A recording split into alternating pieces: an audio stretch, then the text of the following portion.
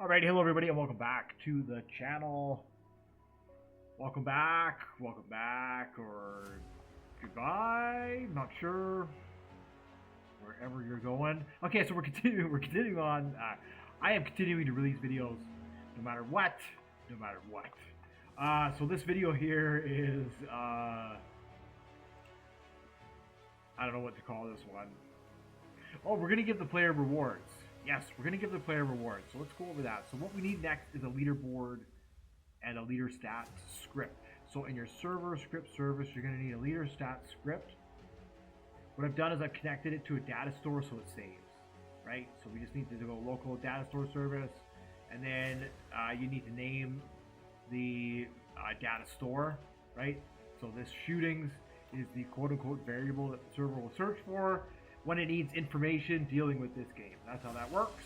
Then you just need to create a folder, call it leader stats, and then in there you can put all this kind of stuff, and then Roblox will read this folder and it will make its own leader stats here. I think you can disable this, and then I have another one here just for the player, which I just sort of took from another game, and put it in here. And then of course this would be like level up. Click on it, it opens up a store for leveling up or whatever and whatever else. So yeah, the most important thing here is that we have money, we have experience, and we have a level. This you can ignore. So all this is that when the player joins the game, it creates, it just uses that command, the player added command. So if a player is killed in the workspace and then they respawn, it would be player added. There's the player removed command also, and there's another command as well. So this is good anytime you want to put something on the player when they join the game or when they respawn. This is a script that you want to use for that. So what I have here also is I have a client, the interface that you saw there, which gave us our stat.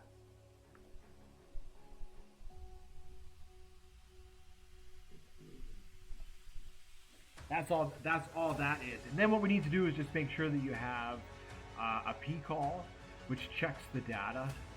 It checks to make sure that we're saving the variable. Now there's two types. There's one for saving and there's one for loading. When you're saving, you're going to use get async. Let's see if I can bring up one for loading, just so you can see them side by side. Yeah, so you see here it says my data store set async, and then we have data equals data, where in this case we have cache.value equals data. And in here it's get async. So it's just written a little differently. And then here we have player.user_id, and then here we need to say player.user_id, but then we also have to tell them what the value is that we want to be saved to the variable. Whereas here, all we're doing is just loading the variable from the server. Yeah. So anyway, so that's how that is. Really simple, really easy peasy. I think there's a video somewhere about how these things work. Yeah. So basically, you just have your local data, and then this is the P call here. Value 1, value 2 if it succeeds, and if it doesn't succeed. And then this is what we're checking. So it's going to check the data store based on the player's user ID, the player that joins the game. And then it's going to say, okay, so we've found this variable, cache shoot, and then we're going to load this for the player or their experience or whatever, right? So that way when you join the game, blah, blah, blah, blah, blah. There it is right there. There it is right there. You can close that, you know. Alright, so the zombies don't attack you when you don't have your weapon out. But as soon as you put out your weapon, they turn into zombies. Uh-oh. And then they chase you. Oh no. No. Oh, it bounced off the zombie. What? It didn't do anything. That one too. That one bounced off, but it didn't do anything. Now you have to be careful. So they'll respawn and they're reset. But if you go back into the area with your gun, they'll chase after you. I think it's cool. And then you get 100 XP, and you're supposed to get an ammo reward, but that one didn't drop. It dropped it somewhere else, I think. Right here. I don't know why. I'm gonna have to check on that. And then what I did is I made a store. I'm gonna be making a store where you can come over here and you can sell your ammo. But this doesn't really work yet. So, oh no, he almost got me while I was trying to sell. Ooh. Oh no. Oh, bounced off of me again. What? No, no, no, no. Oh no. Out of ammo. Go away, zombies. Oh, there we go. Got them both. So yeah, so right now the zombies dropped. That's what we're going to be covering today in this video.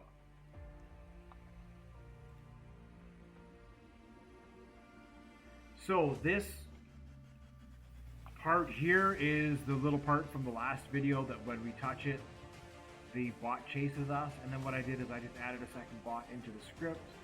And to do that, you just need to name it its own bot and make sure that the code finds where it is, all right, in the area. Because what you can do is, so this object, the NPC door, is for these two. And then what you can do is inside a house or something, you can have another zombie just sitting there, and you can have a hitbox here. So when you come up the stairs, the zombie starts to slowly move towards you. There's all kinds of stuff you can do with that. So how do we then give rewards to the player for their efforts of trying to kill the zombie? Well, what we need to do is we need to go back into the weapon that we created. And I've changed things around a little bit. So, as I was playing around with the weapon, I noticed that when we made the cannonball and then we tried to fire it, sometimes it wasn't putting the values that I wanted into the cannonball. So what I did instead is I just physically created a bullet and I put it into the replicated storage and I just gave it a name. So it's basically the same thing. What it does is it will clone this block instead of the block that we made in the code. And then I just deleted that part of the code because we don't need it, right? Which was here, the cannonball. And now inside the cannonball, it has a value, which is going to be the player's name. So what was happening is that it wasn't putting this value on the block. And I was shooting and shooting and shooting, and a lot of times it wasn't there. So that's why I had found it was easier if I physically created it. And then so what it does is it creates the missile, and then it gives this value the player's name. And then that way when we shoot at the zombie, here, hold on. Then what I had to do on the zombie is I had to create a box just like that in front of it, a hitbox for the zombie where we need to shoot. And then in there I made this script, which is the reward script. Now this script is a little different. It's a little different because we need to get the name of the player and then we need to search for the player in order to give them the reward.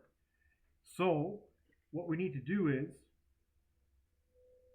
right, hit.name 3mm. So we'll need a different script or I'll have to go else if in here, right, for different bullet types because there's going to be different weapon types. Obviously, you can expand on it. But basically it searches for the name of the weapon and or it searches for the name of the object that the zombie gets hit with. And then it says, take this name here and give it the name that is on the bullet. And that's all it is. And that's how you're able to find the player. Then once we have the name of the player that shot the zombie, then it goes through the code and deletes the zombie. So, I mean, it's not foolproof. If two people shoot at the zombie at the same time, one player might get the reward and another player might not. So, I mean, the only way to really do that is just kind of, you could either have multiple scripts. I'm not too sure how to handle that part of it. If two players shoot the same zombie. And likewise, when it comes to the zombies aggressing, unfortunately, the zombies will aggress the player that draws the weapon in the space. So I guess, you know, if you're playing as a team, one person would have to draw in the zombies and everybody else just shoots them, right? Yeah, that's cool.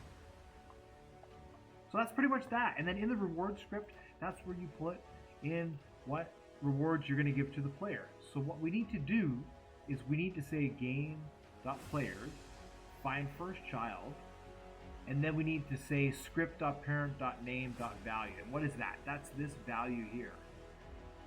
So when you hit the zombie, it has that value, and then it's saying, okay, so now it has to find that name, and then it searches for the leader stats and it gives you that. Likewise, when you're writing that into the P call, you're trying to save the data, you have to write it the same way. Set async game.players, and then you're finding the name of the player, and then you also have to find the value on the player that you want to save.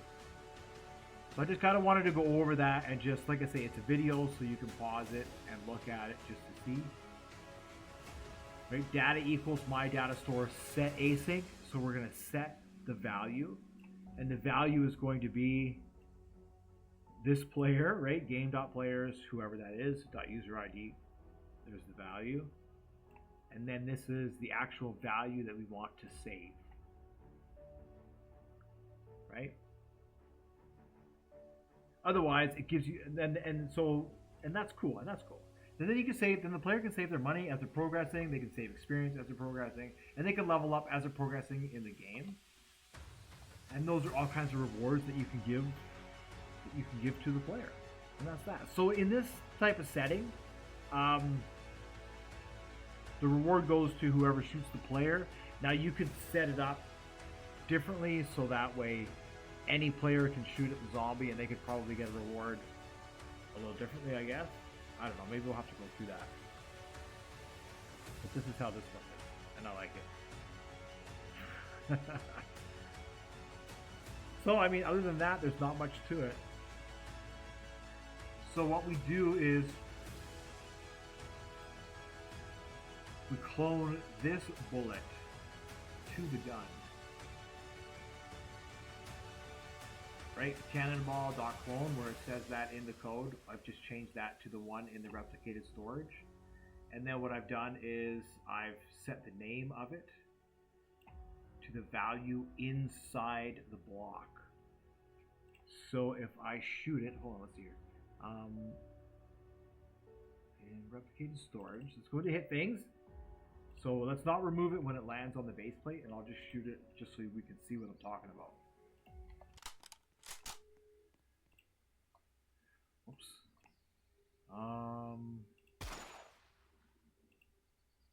Yeah, see? And then it has the player's name in it. There's the bullet, and it has the player's name in it. So now I know I was thinking, like, well, what happens?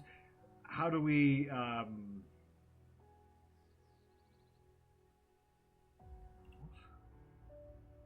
what happens if a lot of players start using their guns and they start producing a lot of these objects? That's where this hit things script is so great, and it means that each time this bullet touches an object, it disappears from the workspace. So you don't have to worry about catching it over and over in the code. We can catch it right here in the script. So if you're wondering, this is the new functions script. That's it. You can set it up just like that. And then just make sure that you make a bullet.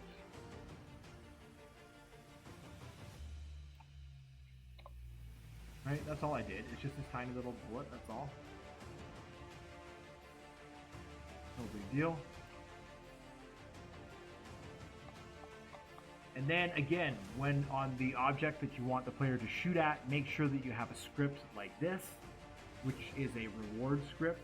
So it connects to the data store. Right? Get data store service. This is the data store we're connecting to, and then this is the code that we need. First, we need to go away. We need to change the value. Right? In this case, it's going to give us $100 every time we shoot a zombie, and we're going to get 1 experience every time we shoot a zombie. And then we want to make sure that it saves. So by doing that, we wrap it into a P call. And then the P call will check to make sure that it's gone through. And if it doesn't go through, it'll say there was an error with your data. And if it does go through, it should say leaderboard saved. It doesn't say leaderboard saved because the process is really fast. And this was kind of for debugging anyways. Like, to me, that doesn't really matter. That part. The error message does matter. You do want the error message. There. And that's it. And then you can just choose what reward you want to give to the player. Right? Oh. I gotta check this zombie's. It drops over there. I gotta check that zombie. So when the zombie dies, at the end here, it spawns in. It just takes this little spawn code here. Oh yeah, shop worker. We should go shop worker B. It just spawns pistol ammo or anything that you want. Any reward that you want to give to the player, this is how you do it. In this case, it's ammo. But what I'm going to do is I think I would put ammo around the map. You know, so I have like a prompt here. Open container. And then the player opens the container and it gives them the ammo. And then when you shoot the zombies, probably it would give like a different type of reward, a drink or something like that, perhaps. I don't know. You know, and then that way the player kind of has to sort of explore around and to kind of get rewards as well. It just brings them all over the place, forces them to explore. And then we need to make sure that our NPC here has the B. Okay, perfect. Now when I shoot the zombies, look at that. Look at how many zombies I've shot already. A crazy amount. Oh. Then the other one turns back into a zombie. I'll just turn the spawn rate down because it's pretty fast. It's pretty fast. Oh my goodness. Oh my goodness. Oh my goodness. Oh my goodness. Right? If you stay in the zone with your weapon drawn, every time one of these guys spawns, they're going to turn into a zombie and chase you. Oh no. Oh, did I get both of them? Nice. Yeah, so as you can see, I have an abundance of...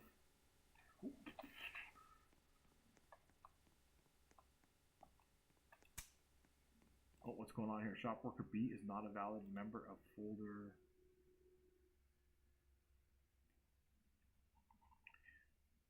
Oh, that's fine. That's fine. It's because he hasn't spawned into the world yet, so it's giving me an error. Okay, so then the other thing too is that we wanted to go over selling. So what I did is I created a prompt that actually didn't work. This one here doesn't work for some reason.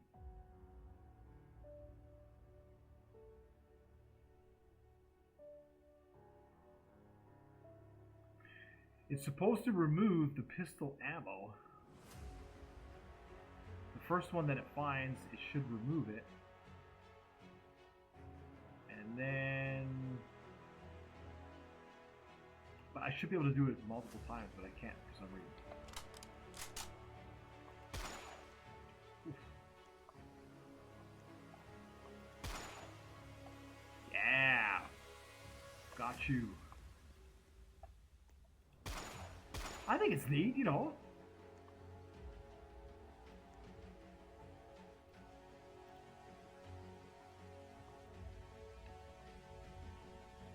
Oh, I wonder if...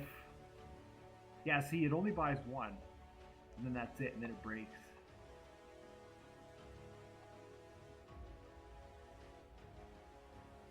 I might have to slow it down a little bit.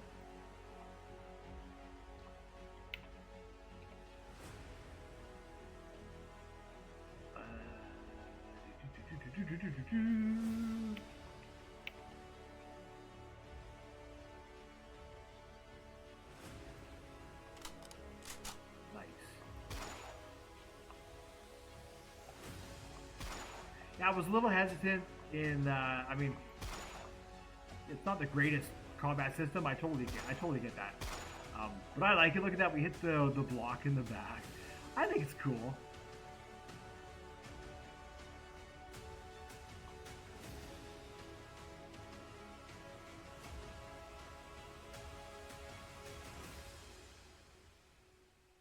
I gotta look at my backpack. Players. Oh, one has a capital A on it and the rest don't. Oh.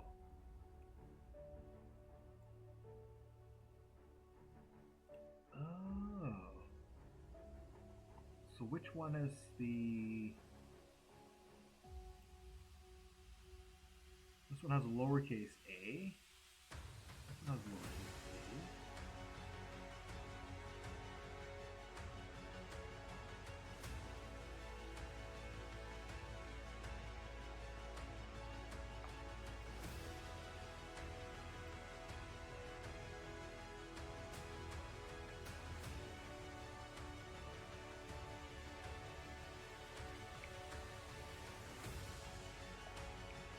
Maybe that's the problem here.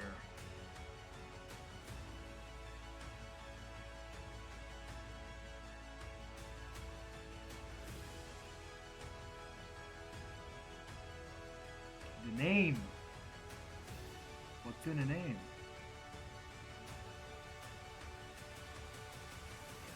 The spelling.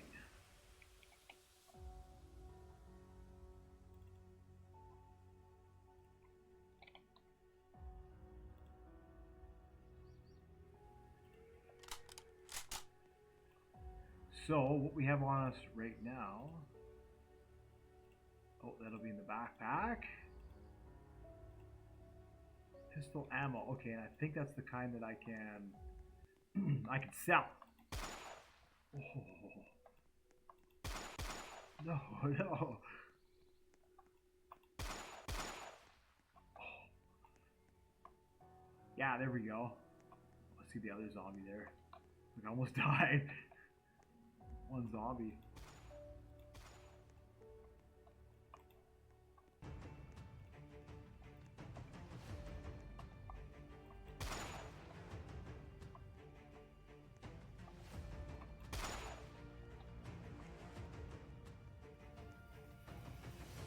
Alright, now if I try and sell it, let's see if I just put them in there.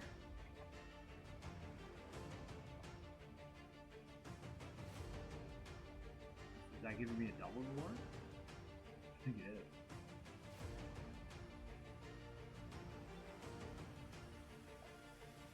No, same thing. Interesting. Well, I'll have to work on that in the next video. We'll have to figure out how to sell the ammo, or I guess setting up a store really.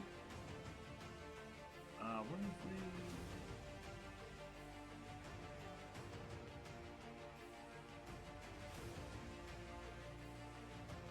Somewhere in here, I'm gonna have to add a weight somewhere.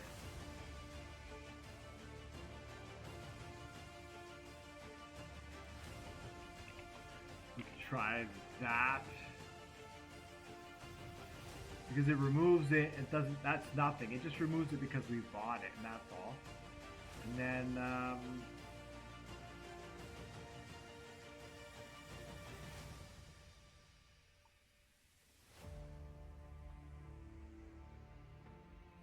it's just for whatever reason, doesn't want to remove more than one.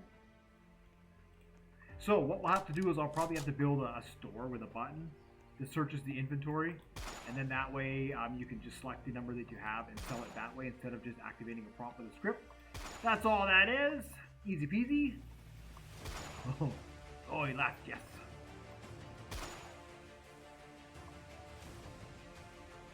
Where's the other zombie? Oh, there he is, there he is, there he is. This is a lot of fun. This is, you know, it's simple, but this is a lot of fun. Oh, it takes two. Interesting. I noticed that when you activate it, it takes two right away. So there's something's up.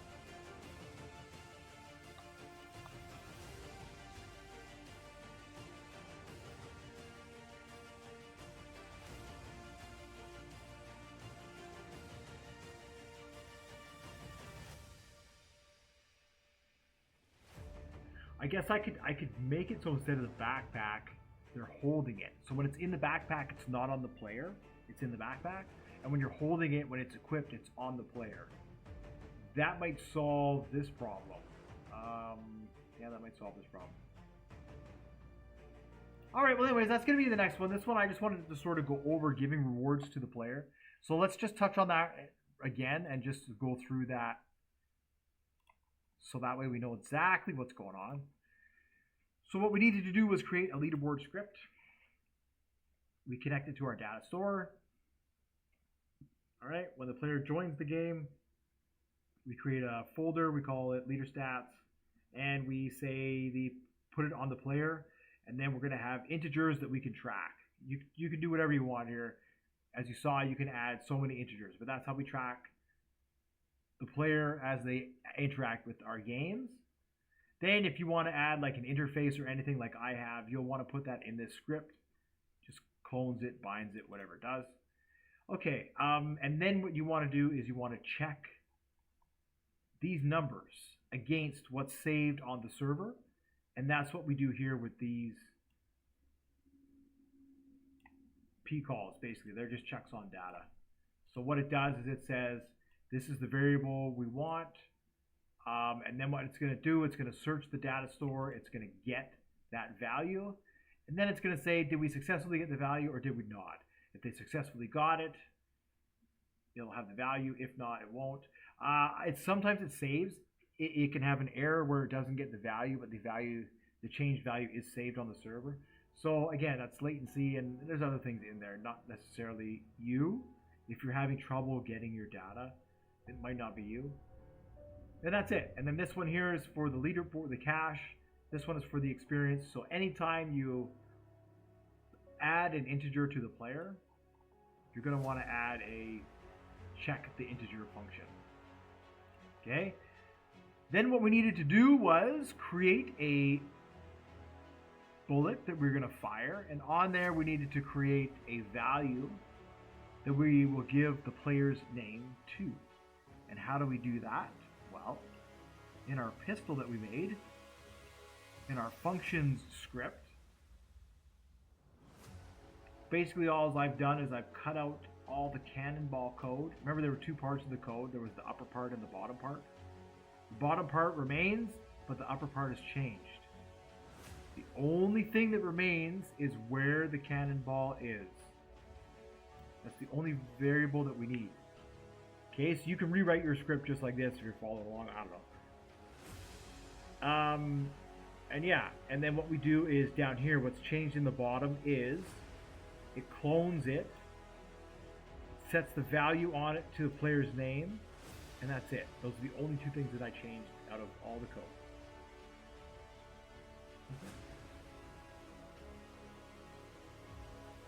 Okay, so we have the leaderboard. We then created a bullet that we're going to clone and fire, and it has the name of the player on it. Then we need to create a hitbox. This hitbox can go anywhere. It doesn't have to necessarily be on the NPC. It can be on a wall. It can be anywhere. Anywhere that you want the player to shoot and gain a reward, you need something like this. And then we put a script like this on it. Here, I'll just do that. Perfect. And what does this script do? First, it connects to the data store. Then it says, if we have been touched by a part, and if this is the name of that part, which is the bullet, take the name that's in the value and put it. Okay, so in the hitbox, we create a string value, and it's going to be the player's name. So we're now transferring the name from the bullet, and we're putting it into the hitbox. And then we're able to use that name to search the server for the player, and then we're able to give the player the reward, and that's just how we do it. Game.players find first child. So that means we're going to search game.players for what? The name of the player. And then once we have the name of the player, we're going to find the leader stats, the cache. And then once we're able to find that, we need to repeat that and say, give them $100. And then we do the same thing for experience, give them one experience. And then we need to make sure that it saves. So we say local data, we write our P call, which is function 1, function 2. and then we say data equals, but in here we're going to say set async. Set async, that's really important. And then we're going to repeat this bit of code here. Game.players find first child, the name of the child. Once we have its name, we can say user ID. This is the variable that we want to save it under. And then we need to put the comma in there. And this is the value that we want to be saving. Okay? Oops, sorry, I didn't mean to do that.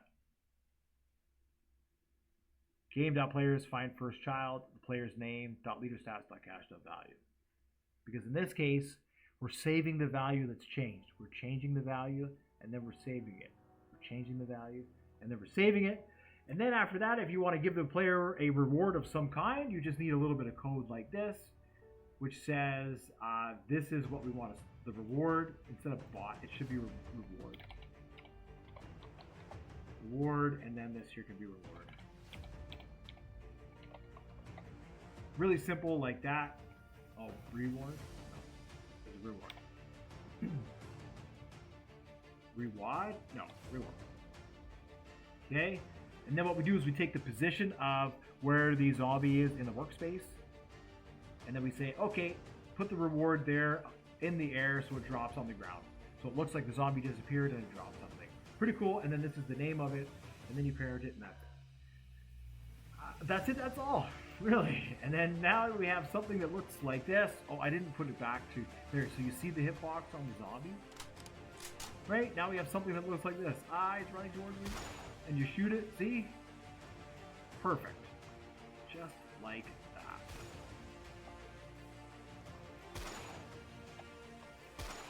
I mean, what gets more fun than this? Like, really?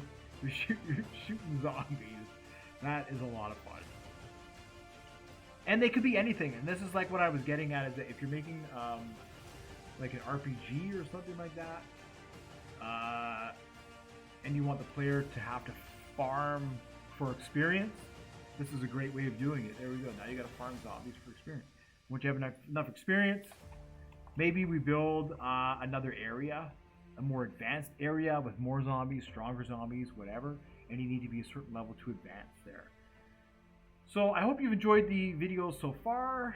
They're kind of getting somewhere. I just wanted to make this setting to show that we're trying to bring this full circle, right? Going from a few lines of code in a script to actual application. Here we go. We have a little game. It's got some sounds in it. We get chased by zombies. The damage. Oh no. You know, it's pretty cool. Holy, 241 zombies. That can't be right. I can't be right. Oh. Yeah, 242 zombies. Nice. And that's going to do it for today's video. So thank you so much for watching, liking, and subscribing. I really do appreciate it. What I hope you're getting from this is that you're just seeing it, and you're seeing the application. So you're wondering, yeah, you know, that looks like a fun game, or it may just take the idea and you can expand on it, but this is kind of the concept. Here's an idea. Here's how we get there from a few lines of code to the total process. So thank you so much for watching, liking, and subscribing. Again, I really do appreciate it, and I hope to see you all in the next one.